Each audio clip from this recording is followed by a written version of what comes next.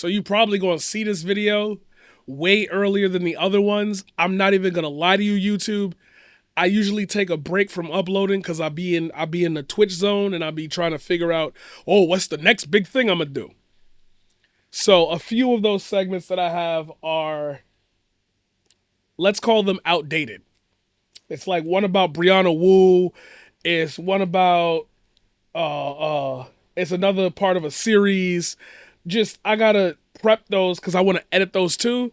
And so you might say to yourself, well, you was able to edit this one and get it out. Look, all right, we getting lucky. We getting lucky here. When I want to talk to you about my origins yet again and my feelings on this whole streamer community, this whole thing. Because I knew I operate. Let's just skip ahead to the meat of it because I'm rolling up right now. I've said in my stream before, when you have you ever been in a group chat and you know that the group I believe that when you're in a group chat, you know that shit about to pop off because somebody's eventually gonna go in there into that group chat where the vibes are great, vibes are good, everybody's chilling, and they're gonna say something that's going to disrupt the feng shui of the shout out that's gonna disrupt the feng shui of the group. Somebody's gonna come in with a personal problem, a great big like issue that they're having, and somebody's gonna want to reach out and say, "Hey, we don't have to talk about this here. You could DM me, blah blah blah." Somebody always coming in hot and out of pocket. Quite literally, my first foray into Twitch drama was because of a group chat where somebody came out of pocket in front of everybody. And I remember saying then, and I'll still say now, that I view certain friendships like a waiting to fail group chat. Now, luckily, I have been through this situation before and I have survived it. And when I say survive, y'all know what I'm talking about. There's always that one person who wants to take it outside the group chat and bring it all up to everybody. Yo, these guys picked on me for feeling this way, blah, blah, blah, whatever. Classic high school drama shit, probably still happening into your 20s. You break a streak on TikTok. Hey, what the fuck is that about? You break I don't even know if kids still use Snapchat. I doubt it, but you break a streak on Snapchat. Hey, what's that about? I hearken the group chat to the beginnings of what I always found weird about language on the internet. When we used to argue about whether or not we were still friends back in the day, we would argue because somebody took somebody off their top 5. Or MySpace top 8 if you want to get even more specific. And there was a point in time where you could customize how many people you had in your top friends. There were very popular Facebook accounts that would have a top list of people, and it was just purely for clout. That person did not know any of them. It was just yo, you're on blah, blah, blah, so-and-so's top 8. Kind of a cool feature now that we're in the future, but whatever, man. We're not here to... Well, we are here to relegate the past. We're here to debate the past a little. I used to find it weird that I would be in high school and people would like have arguments with each other because they unfriended them on Facebook. I remember saying in 8th grade at graduation, well, not graduation, last day, people was crying, I'm gonna miss you, this, that, and the other. And I was like, for some of them, y'all live near each other.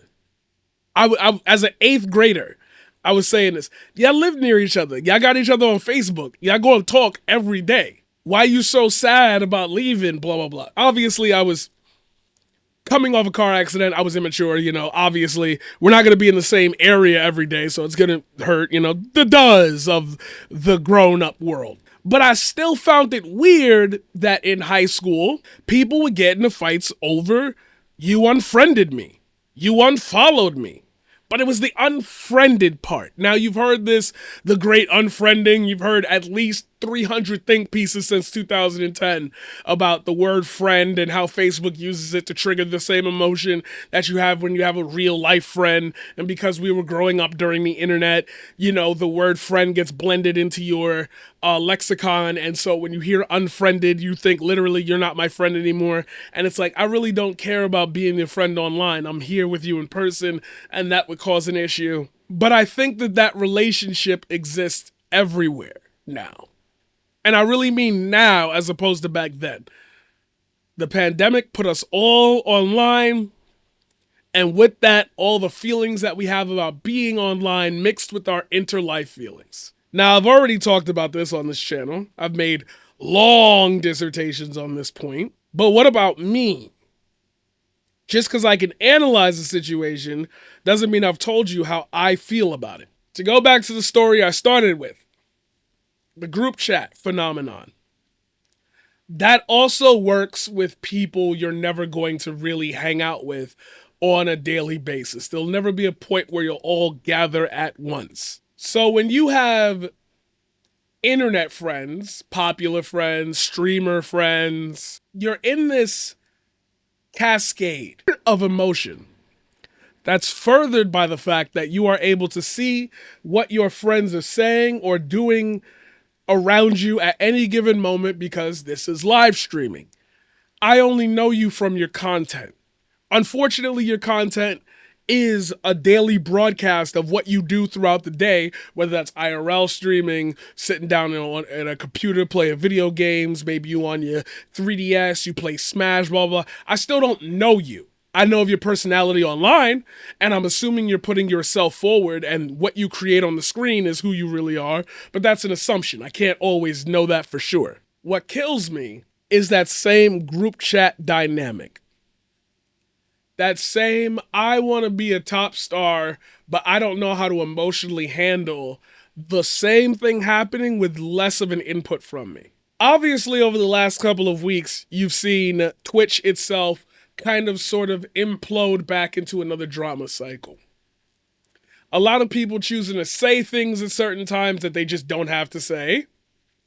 A lot of people not pushing back against what's said. A lot of crossed wires, a lot of mixed emotions, a lot of mixed signals. I thought you were so-and-so. I felt this way about you, and this situation has changed that. The bridges that you make with people that you make content with may feel heavier because you are putting a piece of your soul into your work. And if other people acknowledge that and say they want to be around you because of that, that obviously gives you a nice boost to say, hey, I must be doing the right thing.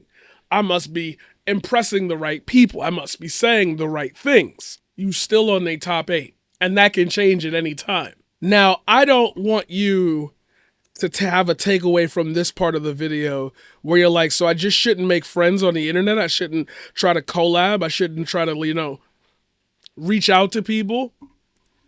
No, I'm saying maybe you need to reanalyze how you do so. Maybe there's portions or parts of you that still have that childlike wonder. And when you meet a new cool kid on the playground, hopefully I cut that out of the edit. When you have all of these competing entities with unregulated emotions, I'm still talking about the parts of you that have that childlike wonder. When you start competing with people who haven't worked out the difference between unfriending and making a big deal about I don't want to associate with you anymore, they all sound the same. The collective noise makes you think that the level of education that you have is the same as everyone else's level of education. You might even go so far as to say, I thought you were as cultured as me. Now, when that type of language comes up, we're talking about, have you ever read The Giver? Have you ever read The Alchemist? One Flew Over the Cuckoo's Nest. Appreciate you. Have you ever played Mario Kart 7? Did you ever play Mario Kart DS? Those type of staple cultural existences for, let's say, poor people. I don't want to say it's not the well-off or maybe the people with money who throw their hat in the streaming, because that's obviously not true.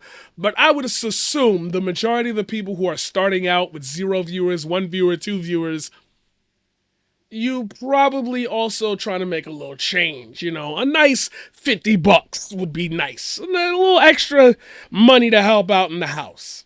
And if you're not doing streaming for that, then you got a job and you're already doing that, which is the parallel of why I'm saying wage slavery, capitalism kind of drives all of us. So we kind of all get connected by the same experiences that were at least readily available, i.e., whether or not you bought a 360 or a PS3, you know, those type of things. When you get to a point where you as a person, and now this ranges very, very heavily.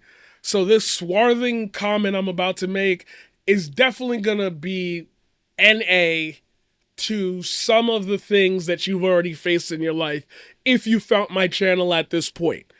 I really think at some point or not, you will hit the like and subscribe button. Hit the like button. You didn't even think I was getting you with that one.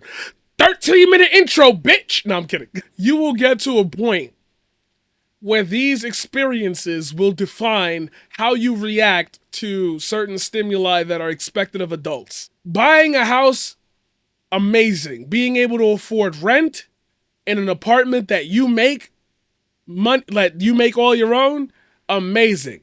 Those two are not the same experience. At this stage in life, for everyone in America, you might not ever get one of these two stages.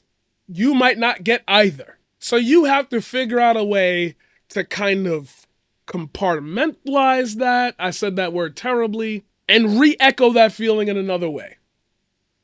One way that it could be is you channel the new, fresh smell into traveling. If you're a streamer, your goals for traveling are kind of obvious. Maybe not, maybe so. Who says what life has in store for you? Maybe it's remakes of video games that you've really wanted to play all this time, and you finally get the chance to do so. Maybe for you, maybe not for others. Whatever you choose to replace that feeling with, whatever you choose to replace that soul with, if your reaction to it or your follow-up action, because I'm trying to say your emotional response, you know, there's a bunch of ways to say what comes after you achieve the thing.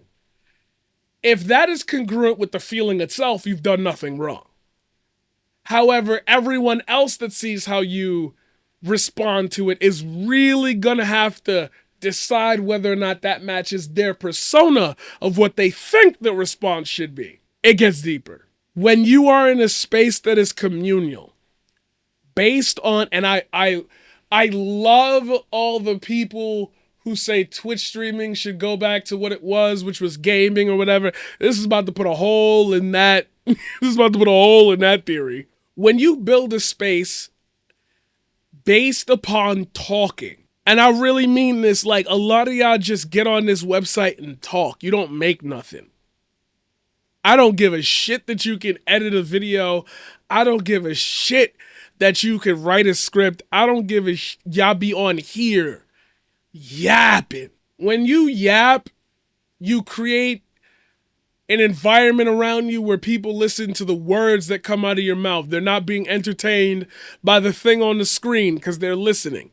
Podcasts and live streams should not be the same thing, yet they're kind of turning into that. When you bond with people over ideas, things created in your head and in your head only, and the only way you can show people what you've built is to say it out loud, you end up at a point where your word is bond. Now, we can go back through the entire video and see why it took me 16 minutes to build up to this. Remember that group chat? Well, now you're constantly in a group chat. Matter of fact, a group chat exists just to talk to you. As a matter of fact, if I were to turn this way, I'd be looking at my chat right now. And that group chat right there exists just for me, to talk about what I'm talking about, or to listen to what I'm saying. They're only here because I'm here. Couldn't I fuck up the mood? Couldn't I fuck up the mood? So, if I could fuck up the mood by looking at my group chat over here, what if that group chat makes a separate group chat? You see where I'm going? But for those of you who don't, I'm going to go through the whole bit. Relax, I got you.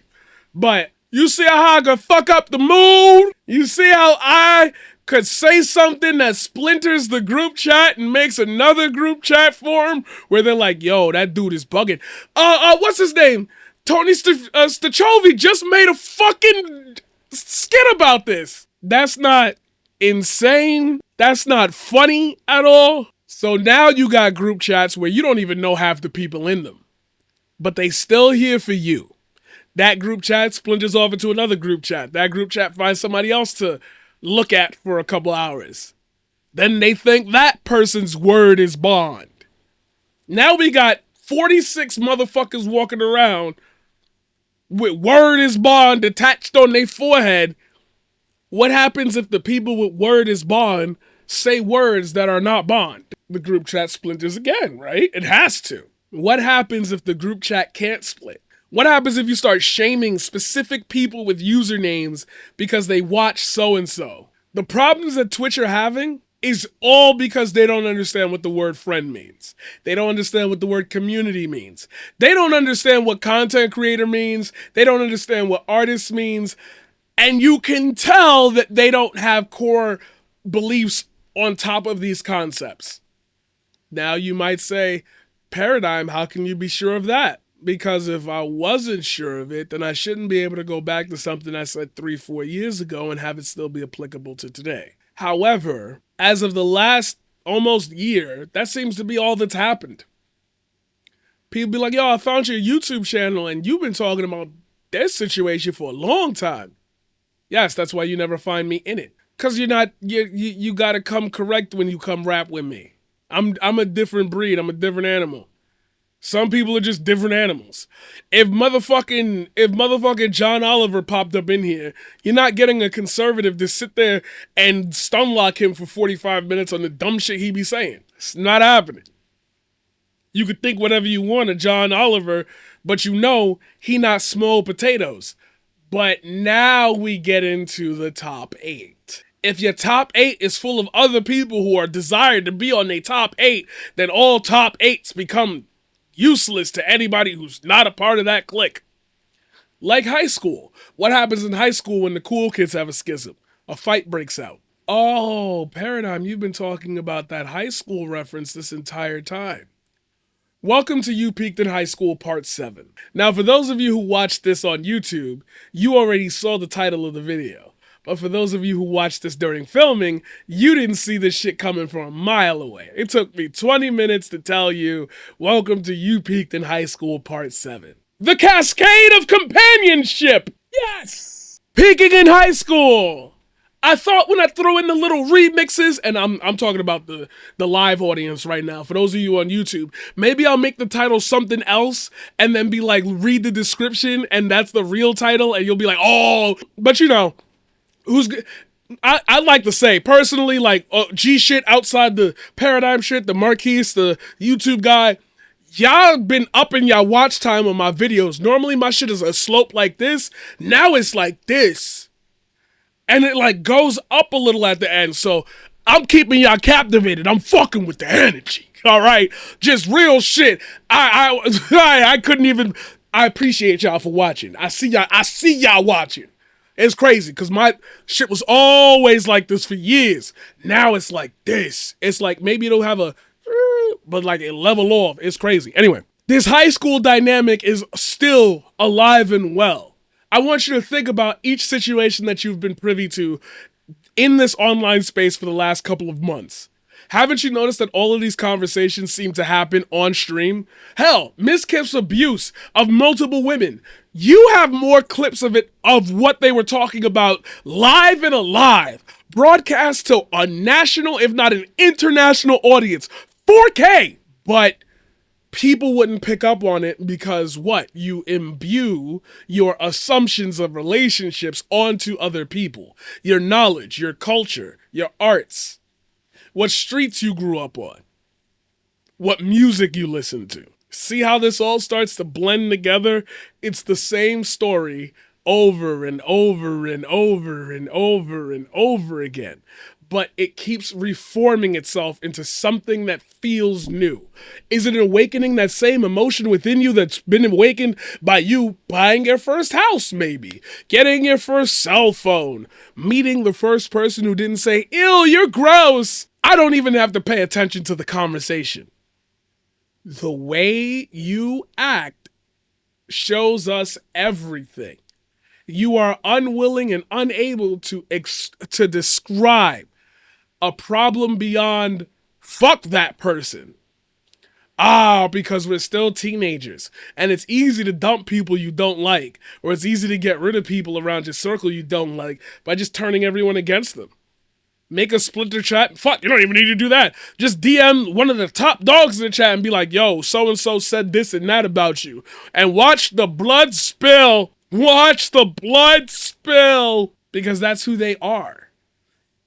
And you keep thinking they're not that because you invested time in them. You invested money probably. And now you feel like you literally have nothing to show for it. But a bottle of that brown drink. And it irritates you. And it irritates you because it keeps happening. And you're like, well, I'm just a chatter, so it's not like I could have a specific arm in the fight. Larger scale. Yeah, you don't watch Asmongold, but more people watch Asmongold than everybody involved in all dramas combined. Why is that? Do you care to know? Can you figure it out? You want to topple that dynasty and you can't even come to grips with the fact that the worst human beings alive, pedophiles, sexual assaulters, right-wing zealots, evangelical Christians, and just the worst basement-dwelling Nazis you've ever seen, run this platform and all other platforms better than all of us could ever. And yet not one of us sits atop on a perch to be able to actually authenticate a good reason why these people still exist. And yet they do, in spite of the fact that they specifically are out to harm. Either that's them wearing their heart on their sleeve and everyone else is able to figure it out and they just like that, or they're conning people on a level that y'all can't even con your own audience into. So how is it that you have so much hatred in your heart for other people? Why are you so willing to defend people when none of you have the perch to be able to even stand and grandstand to have your issue be bigger than others? We are all defined by our viewer counts. For you to turn that energy on to somebody else, that's kind of crazy given the state of things nowadays, huh? So then the world turns again. Nightfall comes. A whole different ecosystem logs onto this website. And you still spin the wheels of, if I feel a way, every person in this group chat is going to feel the same way. And whoever doesn't can kick rocks.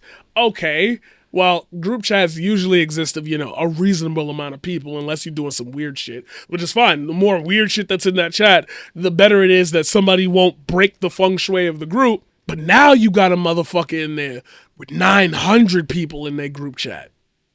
1,000.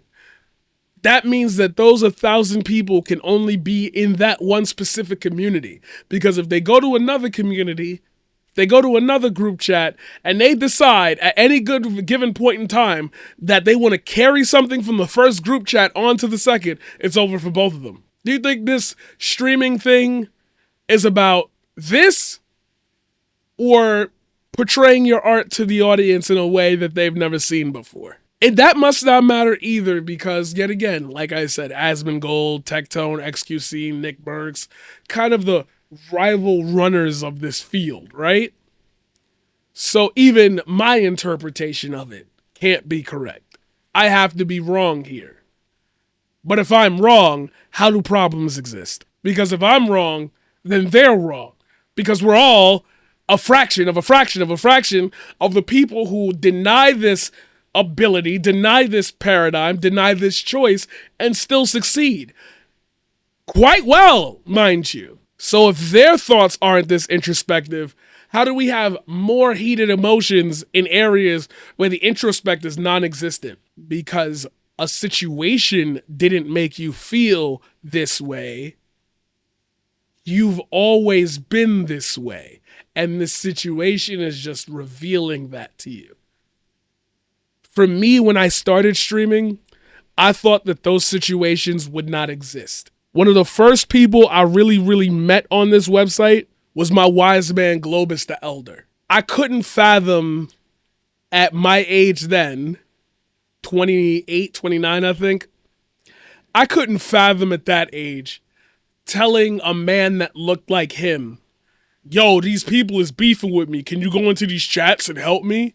I could never define my relationship with him that way. We got to chatting, and you could tell there was immediately you a young kid, I see a great future in you.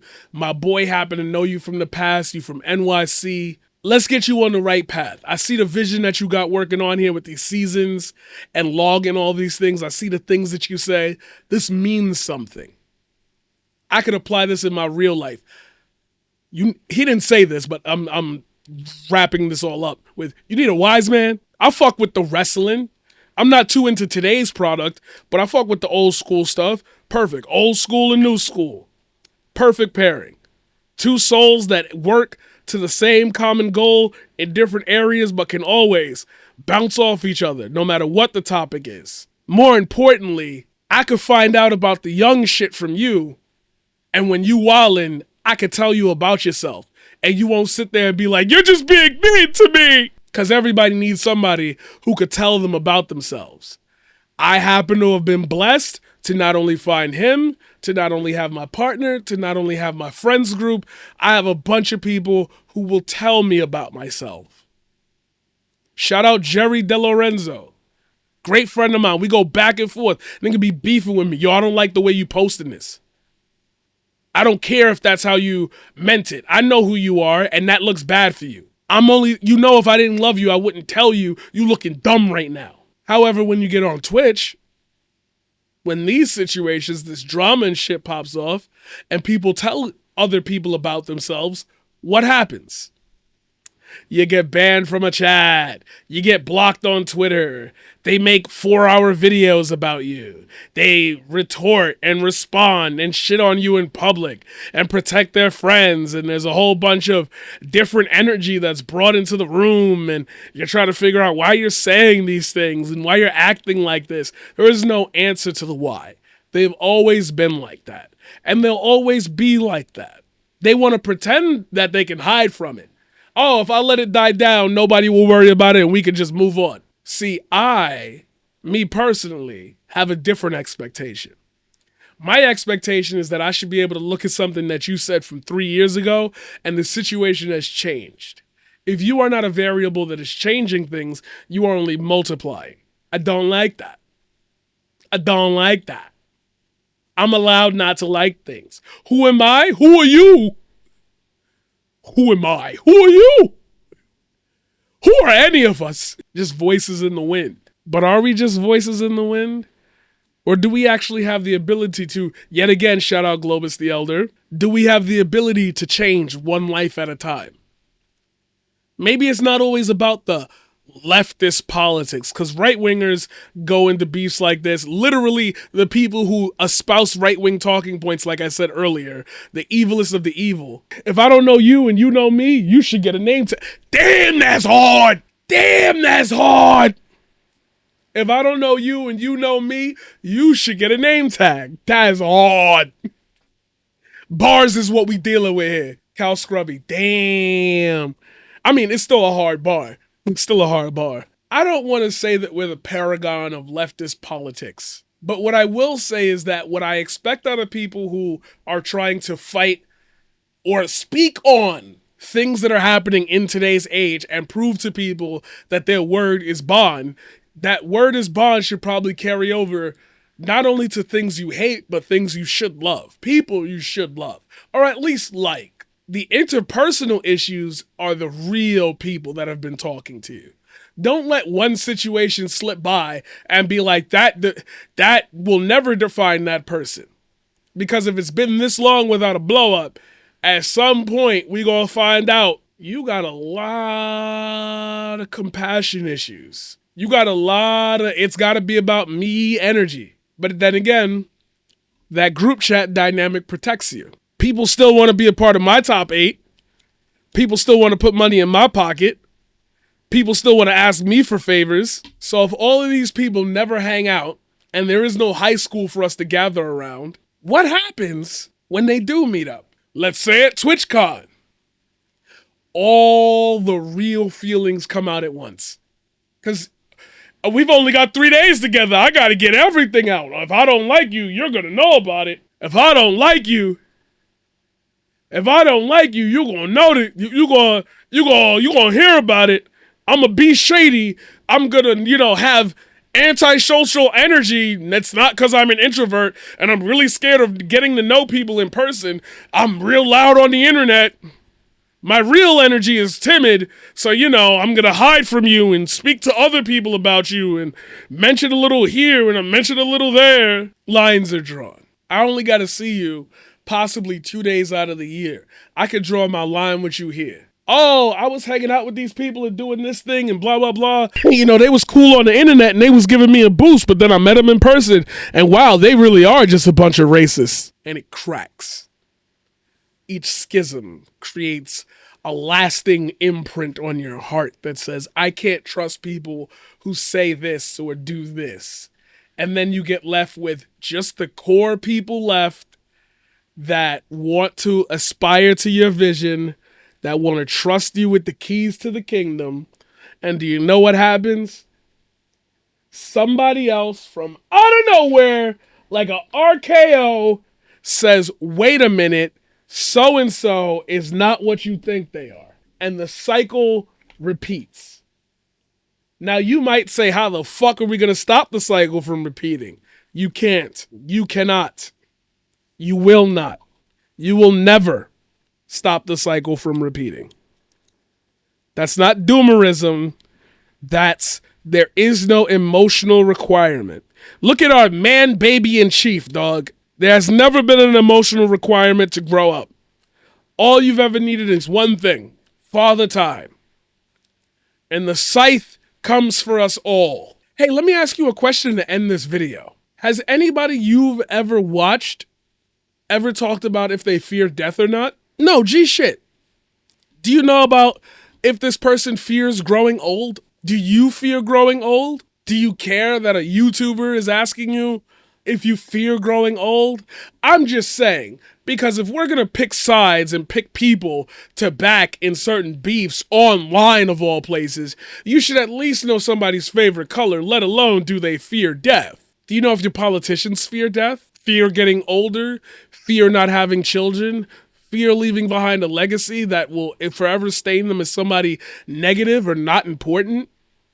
Afraid of their name dying to the wind? These are all questions that you naturally embark on when you have friends. These are all questions that you embark upon when you try to make a bond with somebody. If your bond is just over the fact that your content sounds alike and you say the same things that other people say, so they say you're a cool person, then that's not a bond at all. That's not a bond at all. But since you don't know the difference, because here there is no difference, then your reaction feels justified. When to the rest of the world, it feels lacking and incomplete. We back. Let's give it a second. Let it reconnect to the server, do its thing.